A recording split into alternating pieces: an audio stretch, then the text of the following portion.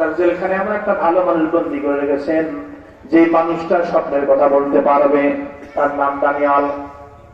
বাদশা বলে, দাও তাকে নিয়ে আসা হোক, আমি আমার স্বপ্নের কথা জানবই।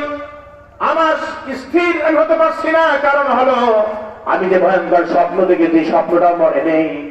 যাও, তাকে নিয়ে আসা হলো। যখন তাকে দরজা দিতে যাবেন, ওদের নিয়ম হলো যেই রুমে বাচ্চা থাকতো সেই দরজায় ঢুকলে পরে একটা সালাম অথবা একটা সেজদা দিয়ে তারপর ঢোকা লাগতো। বাচ্চার দরবারে নাউজুবিল্লাহ বলে, আরবে নাউজুবিল্লাহ বলে, একটা সেজদা দিয়ে ঢুকতে হবে।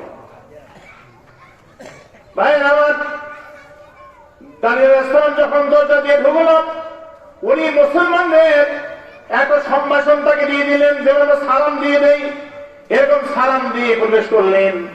তার পাশে বসে তার একমাত্র দেহরক্ষী বলল, মিয়া, বাচ্চার দরবারে ঢুকেছ, তুমি সালাম দাও, নি বড় অপরাধ করেছো, তোমার গর্দান উড়িয়ে দেব। ভাইয়ের আমার, এবার দানিয়েল বলল, ও যুবক, ও দেহরক্ষাকারী ব্যক্তি, তুমি সরব, বাচ্চার একান্ত ব্যক্তি তুমি সরব। তুমি জানো না, মানুষের মৃত্যুর ফয়সালা দুনিয়ায় হয় না, মৃত্যুর ফয়সালা হয় আসমানে।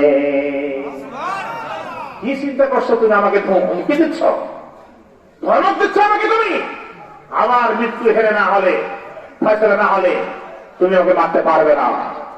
বাচ্চা বললেন, আমাকে সেটা করে না কেন তুমি?